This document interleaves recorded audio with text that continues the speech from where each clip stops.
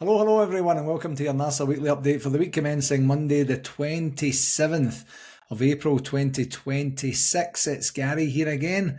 Almost April done. I was hoping we were going to have a better end to the month than we actually had after us getting all excited. Is this us back with a bang? I think I said last week, or maybe the week before, we're going to come back with a bang. And I guess a bang can be positive and it can be negative, and unfortunately, for us, it was the most negative that we could have possibly conceived for our beloved team. And I just, is this the twists and the turns that we were told that were going to happen? I mean, I don't think anyone expected that we would drop points against Motherwell, despite the record of, 2 draws now and a win for each team. I was supremely confident going into the game, and it just had that familiar feeling, didn't it? You know, it seems like almost everyone did their jobs.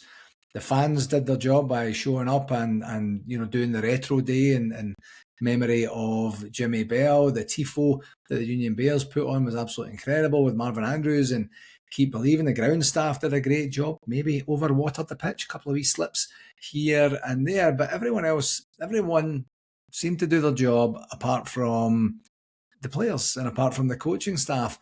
And here's the thing for me, this is why sport is so incredibly entertaining, because you just don't know what you're going to get. You know, if the best teams showed up in the best way possible, they will win.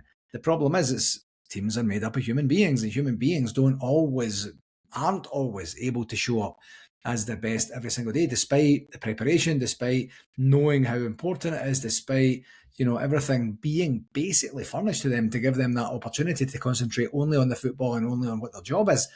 But sometimes it just doesn't work. And sometimes it just doesn't work from a collective perspective as well. And that's exactly what we've seen in the first half yesterday. So I say that not as a pass for the team. I say that as I understand why that would happen. I don't think they tried to play rotten in the first half, but this is a pattern. And human beings are very, very pattern-based. I talk about this in my business all the time. And these patterns are worrying because they're very, very prevalent, and they're very, very common for us. You know, how many times have we gone on a break, an international break or a winter break, as we used to have, and then we come back and it's just like we're starting from ground zero again at the beginning of the season, where the guys don't really know each other, they're not really attuned to what they should be doing and such like that. So that's kind of what we got. And the unfortunate thing is it had a very familiar feeling because that pattern has already been established, hasn't it? So we're in that situation where you're saying, well, I didn't expect it, but as soon as it started, and as soon your first 5 minutes or so were okay, but then you get to that point where you're kind of like, oh, wait a minute, I've been here before. I've been in this situation before. I know how this works and how this turns out, and that's what we got, and it's frustrating. You know, it's actually infuriating, to be perfectly honest. In fact, even yesterday, one of our members, Rab, had came down and he says, is this you being negative? I've never really seen you being that negative before. And it was just difficult not to get wrapped up in how momentous it was to get to this spot where we have 5 games left. It was 9 before, 9 wins is what we kept saying. And, you know, the possibility of winning 9 games in a row towards the end of the season, I can't remember the last time Rangers did that, certainly not this squad or this regime. And, you know, but I'm expecting the points dropped to be away from home. Simple as that. And when it comes at home and when it comes in the manner that it came in, it's, you know, we kind of blew it. And that's what happens. That's why I'm wearing black today. Kind of a wee bit in mourning, and we'll get, and this may not even at the game segment, by the way. So, you know, wait till you get to that part. I think I've got most of the venting out from this part, but you know what? Just the more things change, the more they stay the same, and I think that's really where I'm at. That's why it's so disappointing. But before talking about disappointing, before we actually get to the game segment, I did want to kind of address. I was going to do this in the communication section today, but I'm going to just talk about it just in the intro here, and it's that mob from the East End's recent behaviour to try and gain some sort of sporting advantage over us by asking, or by basically refusing any fans in, or certainly any fans from the Union Bears, into their stadium in a couple of weeks' time for the final Old Firm game of the season. And of course, it comes out just before a big weekend, and they've got a home game. Sorry, were they away? I can't even remember where they were now. I think they were away, but we're in a situation. No, they were home, weren't they? No, they were at home, but we're in a situation where I don't think they're as smart as people give them credit for. Because what you typically do as a human being is you gauge someone else's behaviour off of your core values and your core ethics and how you think you would behave under that circumstance. So when somebody behaves completely incongruent with who you are as a person, that's where your judging platform comes from. That's certainly the pinnacle of it anyway. So when we're judging their narcissistic or sociopathic behaviour, we're doing that because we're not narcissists and we're not sociopaths, and we're kind of like these guys, and we think there's some sort of criminal genius behind it and some sort of manipulation. I think it's a series of random events through random channels by very insecure, sociopathic people. And the thing is, with sociopaths or with narcissistic people, and I kind of blend both of those together at the time, or this time I should say, is they can't feel anything outside of themselves. And take away some of the court cases that are going on right now, pun intended, but they don't have any empathy for anyone else. They can't see beyond themselves. So they don't think they're doing anything wrong. They're just kind of like, no, I don't think it's a good idea that we should have the fans in there, because then that'll be detrimental for us and it will be beneficial for them. So we're just going to say no. And then you've got the rule book or the rule followers or the rule governors who are saying, oh, here we go again with this mob. What are we going to bloody do with these guys? And they're just of lower intelligence, and they don't have that empathic or empathetic way about them to be able to say, how's this going to look? Is this really something we should push for right now? Should we do it for a wee bit later?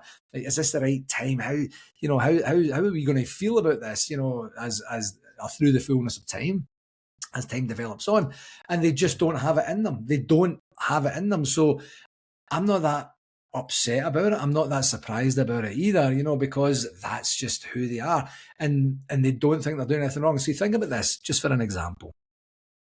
What have they done in the last 10, 5, 15 years that you can think of that was for the betterment of the game in Scotland?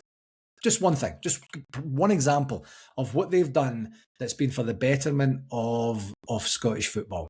And you'll struggle to find anything. I'm racking my brains. I can't think of anything, because that's not how they operate. All they care about is themselves. And from a competitive perspective, Rangers care about Rangers, but we also want competitive fairness across the landscape. We also want better refereeing standards. We also want consistency at the governing bodies, leadership levels and stuff. And we're pushing for that by being part of the committees, by raising a stink when it needs to raise a stink, by complimenting when it needs to compliment. When has that ever happened from their perspective? They don't have it in them, folks. That's the thing. They don't have it in them. And see, in my life, I marginalise people like that as much as I possibly can. There's some people, if it's a work perspective and I don't get to choose who I work with, or if it's a family member or something like that, I'm marginal. Like these people, if I can't eliminate them completely, they're marginalised to a point where they're manageable. It's a tough gig to be able to do that when you're talking about an institution that's been there for such a long time and that has that infiltration. But the challenge is, from a governance perspective, our leadership, I don't know that they're intimidated by that mob from the East End. I think they're fed up. Think about that with someone in your life when they're always creating drama. They're always the one that starts a fight at a party. They're always the one that disagrees with someone else. They're always the one that just completely suits themselves from soup to nuts every single day. You just kind of end up rolling your eyes and going, all right, path of least resistance, fair enough, do what you want to do. So there needs to be a complete change in attitude to say, you guys don't get to do this because you're paying the same amount as anyone else to be part of these competitions. You're not adding any, extracurricular value to the game per se. So you're going to get treated like everyone else instead of being treated like a nuisance or a squeaky wheel that gets all the oil, or the screaming kid that gets what they want because they've just thrown a tantrum. Just a level playing field. Just apply the rules. That's all you need to do, SPFL or SFA, whoever it has to go to now, is just apply the rules and don't give them any special treatment, and don't try and just get the path of least resistance and move forward when you're not actually creating any genuine added value in there as well for the betterment of the game. So this is kind of swift. This decision is easy. You can't do that. That's not in the rules. If you want to change the rules for next season going forward, fair enough. But fans are getting in, and you don't get to actually dictate who's getting in as well. That's hypocrisy of the highest order. If they had the intelligence to be hypocritical in the first place, which I don't believe they have, they're just a bunch of randoms doing random things, and that's kind of that. Anyway, food for thought as we get going, and I'll get my energy level up. So into the game segment. The game segment, we've seen what we've seen. Yesterday was another very, very slow start. As I mentioned earlier, decent enough 5 minutes or so without really pressuring too much on the goals, but, spraying the ball around and such. But the energy of the stadium didn't match the energy of the team.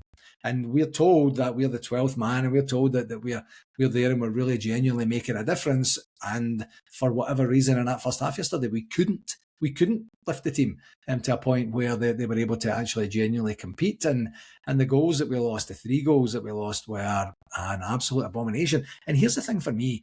I'm not a football coach. I don't really know the technical side of the game at all. I know and can feel and understand team dynamics and team flow and when a team is up and when a team is down and things like that. But that's just about it.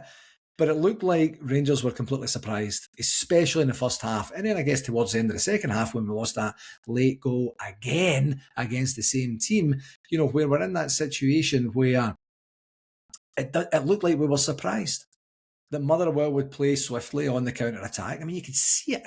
You could see that they were waiting for that opportunity. They were going to break mob-handed, and then they would create an opportunity. And as is the case with almost every other team in this league, if they get a chance against Rangers, the chances are they're putting it away, whereas we're super wasteful with the chances we've got. I was going to say squanderful, and I don't even think that's a word. But, it's one of these bizarro situations where we're kind of like, oh, that was a surprise. That was a surprise that they can break with pace. That was a surprise that they can use the flanks. That was a surprise that they can put a cross into the box. That was a surprise that they could turn their man and such. And it's just, I'm like, what you doing, Danny? And that's a couple of high-profile stink bombs, real errors in personnel selection that he's had in the last couple of games. When you look at the Falkirk game and you look at the Motherwell game, and that's not the only games. We've just gotten away with it. In other games, of course, we got away with it in the Falkirk game, and we ended up running that one through as a canter. And I kind of hoped for that in the second half, but we can't just be a one-half team. We're not good enough for that, and the other teams are too good. We're playing against the top 5 teams in this league here. So, the goal, the first goal, we don't even close him down at all. Dujon Sterling playing at his preferred position of right back. I mean, we got everything from Dujon yesterday, didn't we? He was posted missing for the first 2 goals. He goes to left back. He plays like a beast, where you're kind of like, you're playing better at left back than you are at right back. And then he gets injured. And that's just what Dujon Sterling does. Unfortunately, his body doesn't seem capable of lasting the rigours, certainly not in the Scottish game. Anyway, and then the second goal seems more horrible than the first goal. It's just it's a series of things that could be so easily prevented. Yes, they're getting the break of the ball, but they're managing the break of the ball. They're kind of coming out of these 50-50s with the ball because they desire it.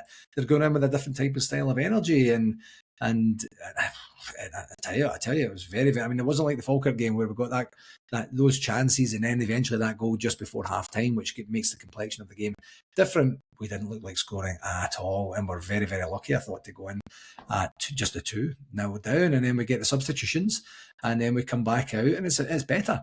And it looked like Motherwell just waiting to see what we do, and then we're kind of forcing the game a wee bit more. The substitutions made a big, big difference, and then we get it to 2-1, and from Chermiti, through some real hard work and endeavour, and then we're on the front foot and we're playing much, much better. We get the equaliser in 69, 70 minutes, tons of time to go to really, really put put a stranglehold on the game, really, really take control of the game, take the game by the scruff of the neck, whatever analogy you want to use, and then we kind of took our foot off the gas a wee bit after that, and kind of we look like what's happening here, what we're doing, and here's a thing, like the the second goal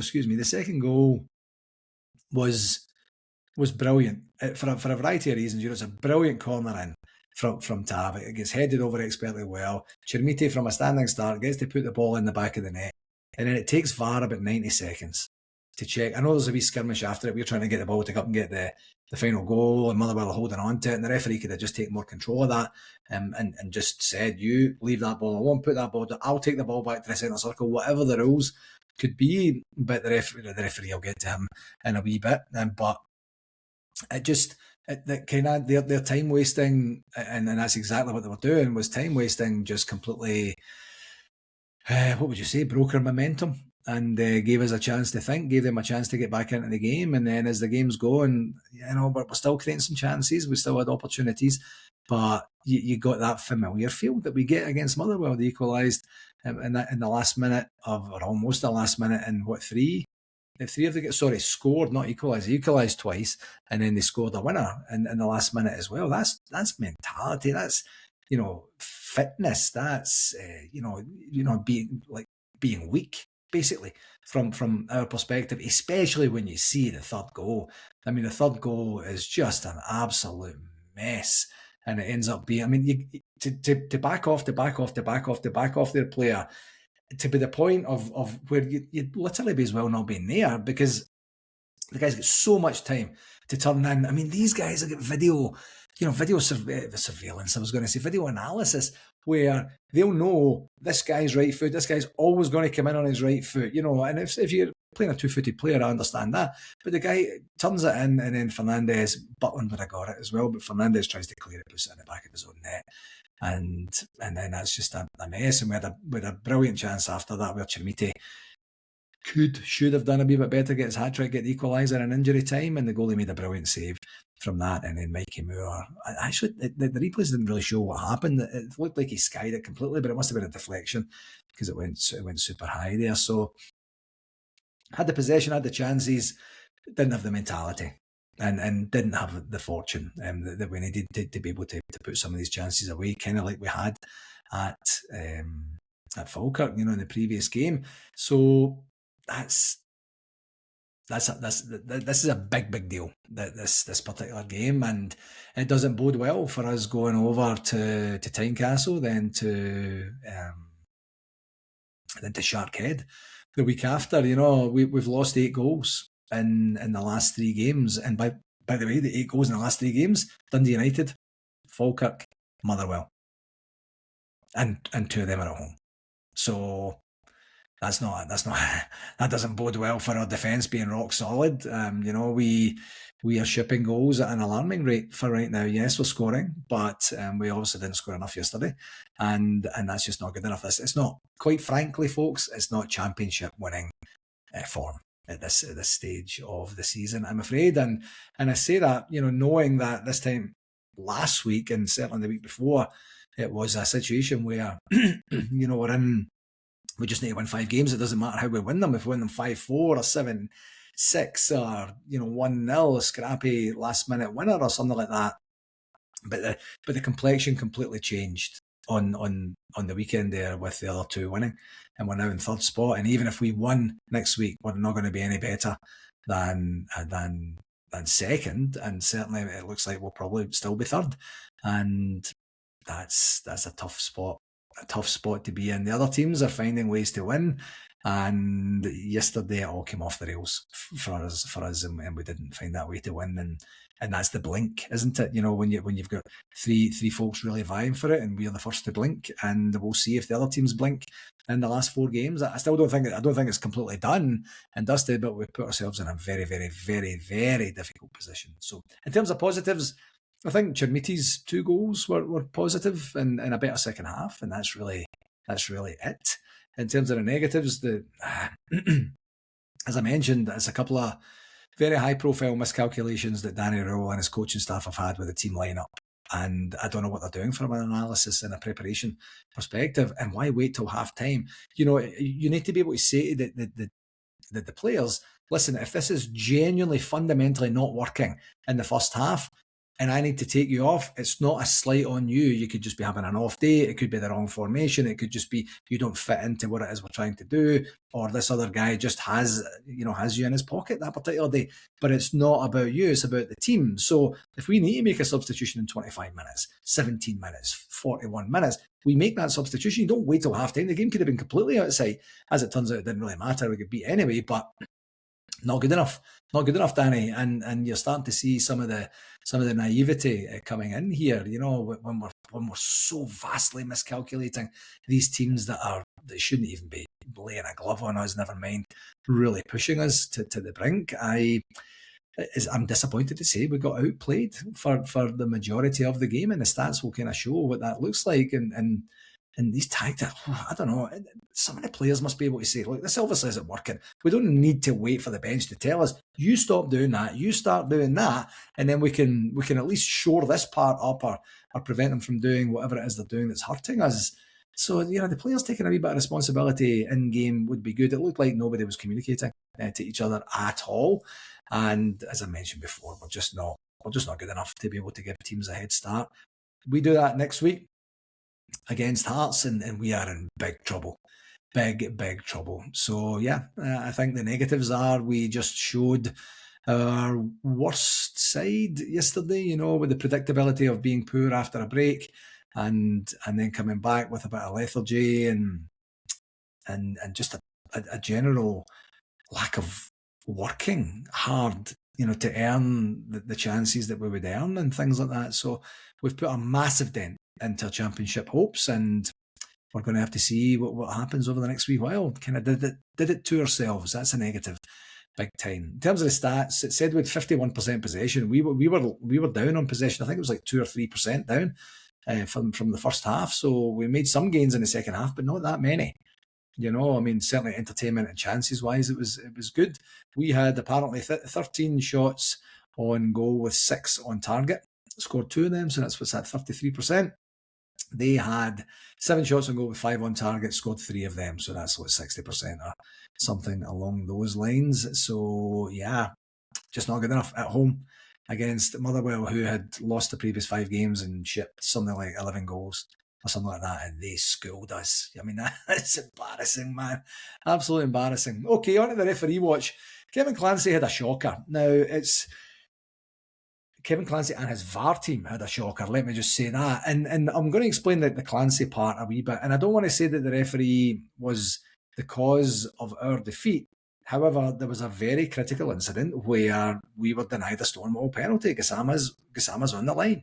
And VAR doesn't take any time, it didn't feel like, to check that one. But they take 90 seconds to check what happened with our equalising goal.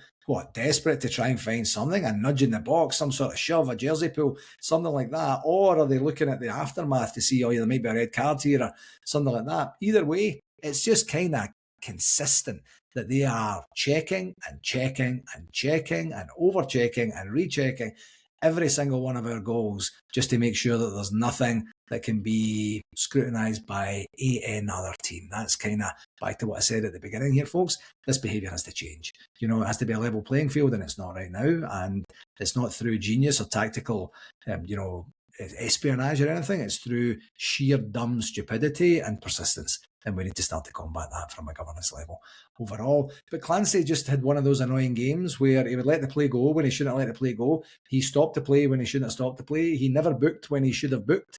And he just had one of these ones where he was looking like he was half blind. Half blind to the blue team and maybe not so much to the team in Claret.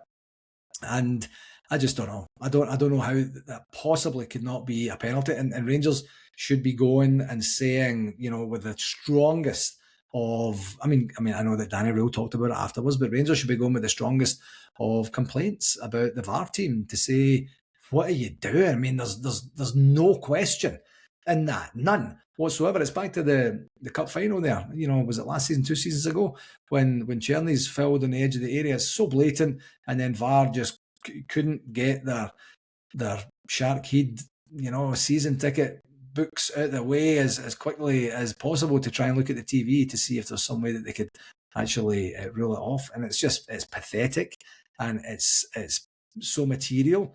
That one's not on Clancy. He couldn't should have seen it in the first space, but you don't know his margins of error and such there. But for the VAR team not to even tell him to go to the screen is just shocking behaviour. It feels like it's cheating. I don't want to sound like John Bomber Brown, but he calls it like he sees it, and he was on the pitch at half time saying that was a terrible performance. We're not going to get anywhere with performances like that, and just poor.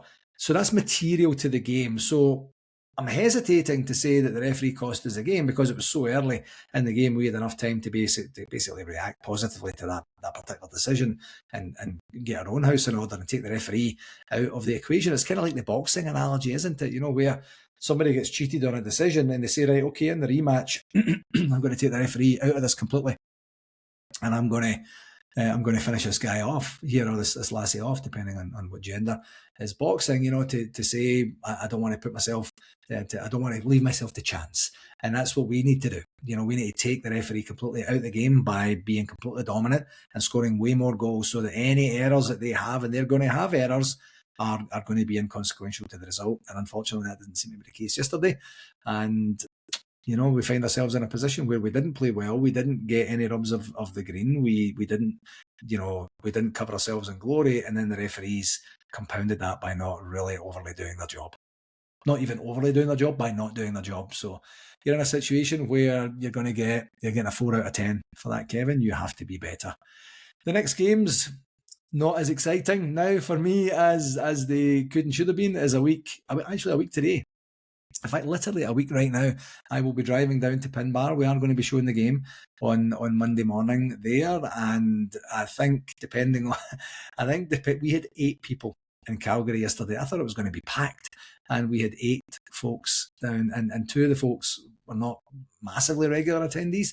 So, yeah, we're at that. That was just odd, a weird dynamic. It was snowing a wee bit and such like that, and we have some regulars that are out of town, so are working. But 8 people, odd. But if we don't even win the game on Monday, if we get a draw, there'll still be that glimmer of hope.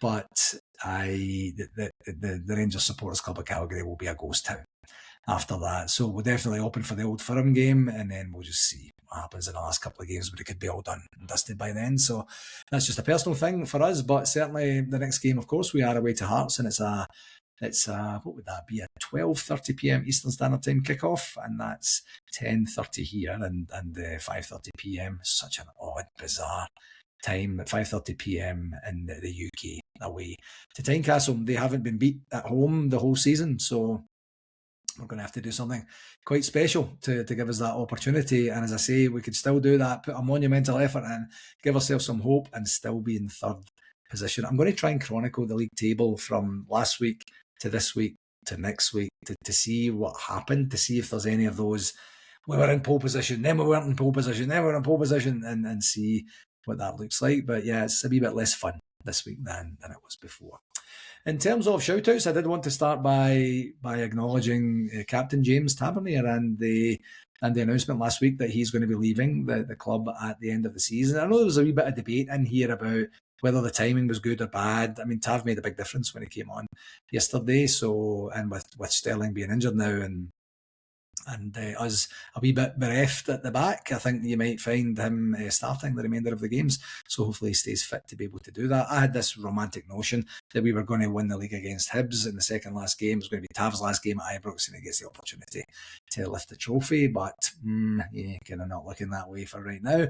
But yeah, the announcement, I mean, it was a very poignant announcement. The club did something on the website as well after he had posted it on his Instagram, and then you've seen some of the messages of support from past and present players and such, and he's just been a great captain. He's been a great ambassador for the club. I know that some people are Tav haters, and the moniker of serial loser and such. 3 trophies in 11 years is a barren spell. It's not all down to the captain, of course it's not, and he's been one of the shining lights during some of the real dark years. But one of the key things, I actually heard David Edgar saying this on the Heart and Hand podcast last week, he never gave us one bit of trouble. Not one. He was never controversial. Yeah, he would come out afterwards and say, I'm disappointed. He was always disappointed. Well, do you know what? The team were disappointing. That's why he was disappointed. Can he change it up in his language and stuff like that? Maybe, but that's nitpicking and that's just frustration in and of the moment. But no controversy. He seems like a good family man. Even on the field, you wouldn't see him acting badly or getting needless red cards or stupidity along those lines. And his injury record was absolutely incredible, wasn't it? To the point where I can remember one time he got injured in a European game and he was out for about 3 or 4 weeks, and we didn't have a good spell when he was out at that point. And that's the old thing. Be careful what you wish for, because you're not going to miss a lot of things until they're actually gone. And I know Connor Goldson said that quite some time ago. And it's obviously true. I mean, he's played 500 plus games for us, scored 100 odd goals. He's the British record holder for goals for a defender. And, top scorer in the Europa League. When we went to top scorer in Europa League when we got to the final in 2022. I mean, he's had an incredible career with us, and it would be great if we were able to end up with a trophy at the end of the season. Looking unlikely now, not through his fault, but it's just one of these things. So, we'll do something a bit more poignant for him towards the end of the season. We're just busy with the games for right now. But thank you, Tav. Congratulations on all your successes. Thank you very much for all your service. And I wish you nothing but the best in the future. And you will go down as certainly a Hall of Famer and someone who showed up in the Rangers way. And I'm very, very pleased that you'll get an opportunity to get a decent send-off. It's a wee bit of a shame that the last Ibrox game is a midweek game, because it's not quite the same, but we'll see what that looks like. Here's a irony of timing. Speaking about Rangers and acknowledging of players, Rangers had their Player of the Year dinner last night. Oh my God. I'm not a huge fan. I don't understand how you could do that with 4 games to go, almost 5 games to go if we'd have been playing on Saturday, because it's been organised for quite some time. That, somebody could really excel. The voting could have been between a couple of players, and you've left a lot on the table to vote for a player who really stood up when it counted, which would be the championship end of the season. But anyway, they held it last night. I was struggling to find anything online about who actually won. And then I actually just did a Google search, and the AI came up and then gave me the information. Sorry for the coughing today, folks. I was travelling to Toronto last week, and I ended up kind of injuring myself in terms of getting a cold again. I'd almost got over it before I went, and then it just came back again. It's just a mess. So that's my bad. But the Player of the Year was Manny Fernandez, and very well done and well deserved on that. The Players' Player of the Year was Jack Butland, which I thought was quite odd, but then, maybe they hear and see a lot more than we do from a day-to-day perspective and his performances in the games. Young Player of the Year, no real surprise there, was Mikey Moore, and the Women's Player of the Year was Katie Wilkinson, and she's had a fantastic season, the hat-trick against that mob a few weeks ago, and then, the women's team, I'll get to them in a wee bit. They had a similar weekend to we did. And then the Academy Player of the Year is Ridden Maguire. I don't know if I've pronounced that correctly. It doesn't feel like I have.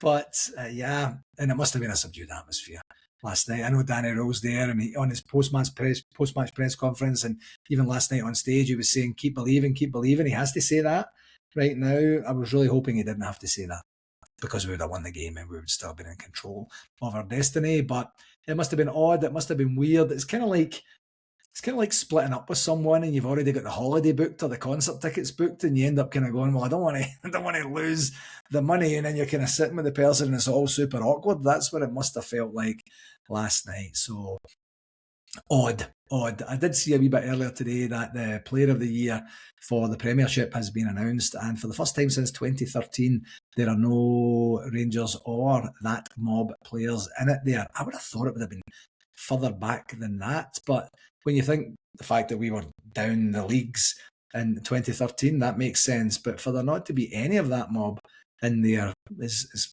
odd. There must have been a big anomaly there. Some heads must have rolled at that particular time. A wee bit of a... Actually, let's stay on the Rangers team. There was, I did want to acknowledge the passing of Cutty Young. I have to admit, I didn't know Quentin Cutty Young as a player. I know some of the folks on the NARSA WhatsApp chat had been talking about the fact that they knew who he was and he was a popular player and such. But he played over 100 games for Rangers back in the day, and the announcement was was that everyone at Rangers is saddened to have learned of the death of former player Quentin Cutty Young at the age of 78. 78 feels young these days, doesn't it? So just to all of Quentin's family and friends, sincere condolences from everyone at NARSA. It's never good when things like that happen, and it was a lovely tribute they did yesterday at the beginning of the game with a minute's applause as well. Switching gears a wee bit away from Rangers Football Club, I did want to pass on hearty congratulations on getting his green card, on his United States citizenship, to Big Jimmy Denning from the Las Vegas Loyal Rangers Supporters Club.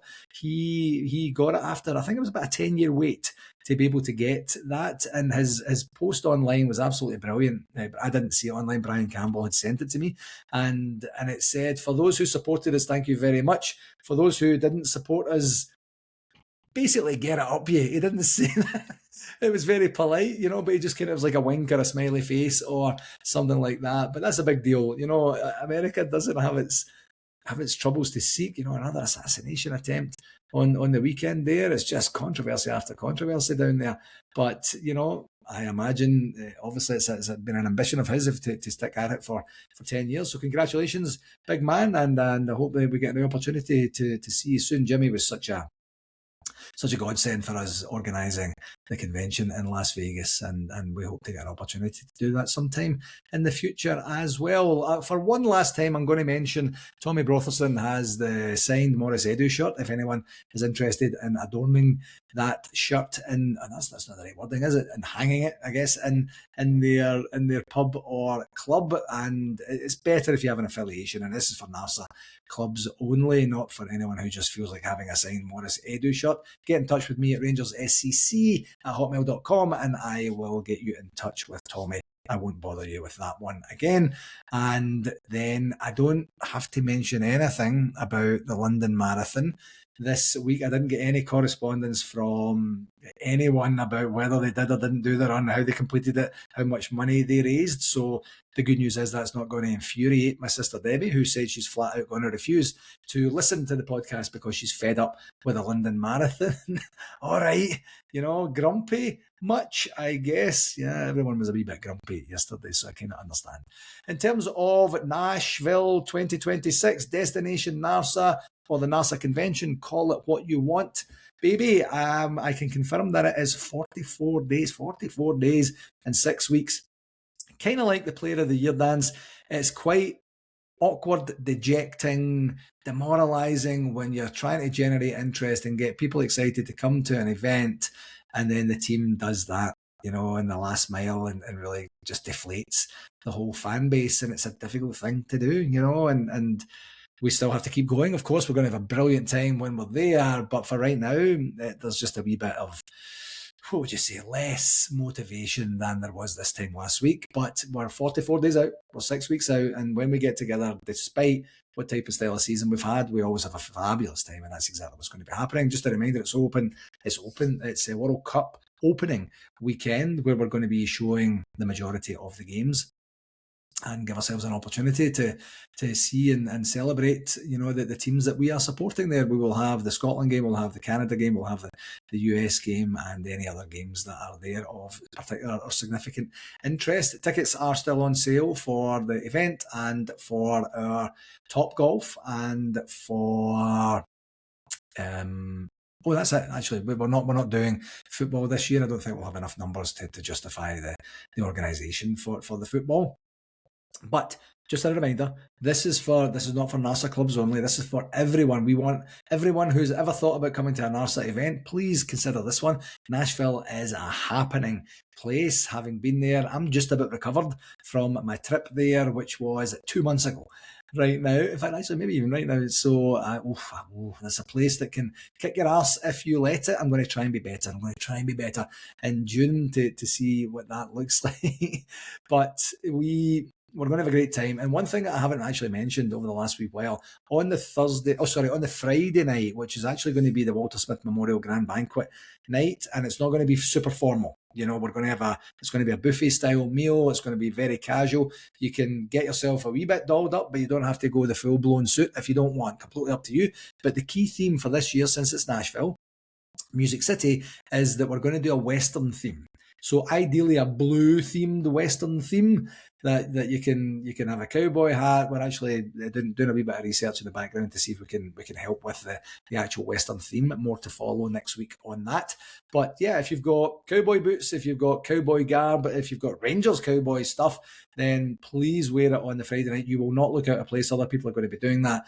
And I don't have any of that stuff. So it's not really my jam, despite living in Calgary, where we have the Calgary Stampede every single year. I just don't suit hats and Western gear, but I'll try and find something. I'm not going to poo-poo or be a downer for the whole event, but we're going to try and do the Western theme on the Friday night. So you heard it here first, Western theme on the Friday night for that, and we'll hopefully get some cracking photos and get everybody really into what it is we're doing. Just a quick reminder, if you're still a wee bit on the fence, we're going to be joined from Rangers by our CEO, Jim Gillespie, by our Executive Director, Fraser Thornton, and also by the club historian, David Mason, who's going to be doing 2 sessions on the history of Rangers. And it's going to be, or the story of Rangers, I should say, and it's going to be a brilliant time. So if you missed the first one, you get to see the second one. If you go to the first one and you want a wee bit of the same, you can go to the second one as well. Absolutely, completely up to you, but we're so grateful that David's coming along to do that. Our 9 in a row players are, of course, Derek Ferguson, Davy Robertson, Mark Walters, and Scott Nisbet, and we're going to be entertained by our MC, David Edgar, and by Stuart Hay from The Journey Back, and Rebecca Auchterlonie as well. And I did see online that she had a chance, I don't know if she was singing.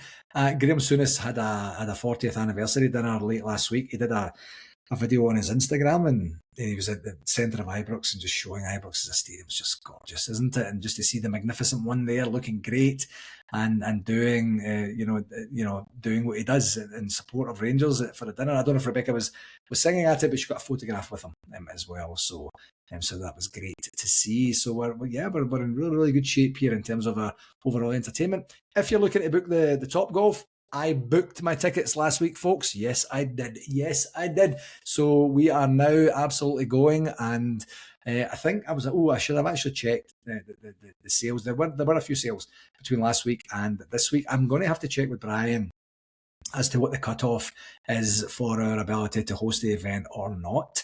And I'd mentioned last week there was a 25 threshold to be able to make that happen. We're not at 25 yet, but I'm not exactly sure what the date is. So I'll double check that and I'll let you know on that next week. Okay, so we'll get that organised. We did have the typical process for us is we sign the main contract, and then as we go forward in the event, we start to sign addenda to the contracts that we have. And we had a situation last week where we were doing the exact same. There was a wee bit of confusion between the hotel and us, just in terms of what our schedule was and what we would need each room for at each given time.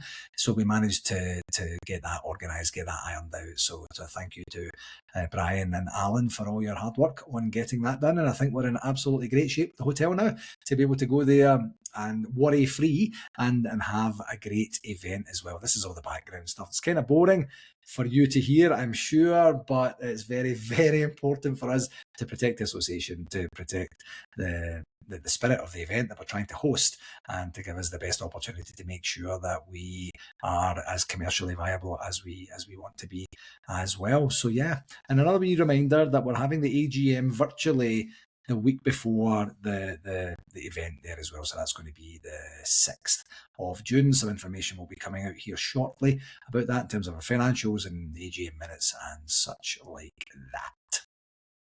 In terms of the Gers guide, you know what, folks, I'll tell you the truth, I never even looked this morning because I'm fairly certain that they wouldn't have published much, if anything. You know, we go into this kind of mourning period after a bad result, which lasts for 2 or 3 days, depending on how monumentally bad the result was. And yesterday was as big or bad as a result as we could have hoped for, or we could have dreaded, really not hoped for. And so I didn't even check, but there'll be some stuff in there. There's a loan review coming up. The Rangers women's team are playing at, I think they're at home to Hibs. Hibs defending champions, but not had a great defensive year of their championship this Wednesday. And on to the women's team. I guess I should probably talk about that now. I mentioned earlier they had a weekend similar to ours. We got beat 2-1 on Friday afternoon by Hearts. So that's us now third in the table. Ring a bell. 4 points and 3 goals behind. Geez, that's actually quite close, isn't it? I mean, it's the same for us. Hearts are top, and that mob are second, and we are third. It's the same for the men's and the women's team.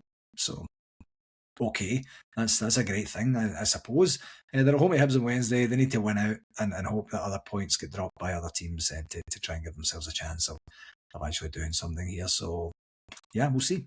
Just a bit of a downer overall on the football side for the entire club this past week here. So, yeah, just another wee reminder of Greg Mitchell from the Big Apple Bears website, rangerspubs.com. If you're ever travelling, you can go and see if there are any Rangers pubs or Rangers friendly places or games that would show, places that would show Rangers games if you're on your travels. So that's something that you can maybe check out as well. All right, my friends.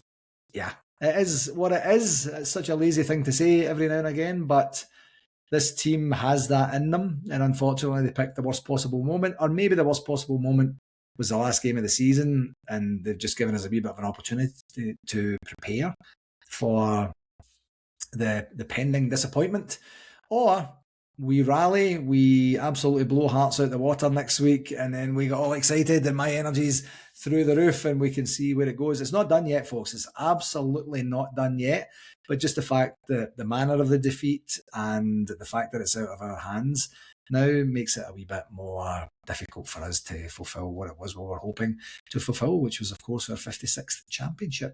So thanks very much for tuning in. I hope you have a wonderful week. Please do share this episode with someone you think might enjoy it. And until next week, we've got another long week to wait for the games, but it's a biggie for us, and hopefully we'll come back better for the experience that we just endured yesterday. Until next week, take care and all the very best, okay? Follow.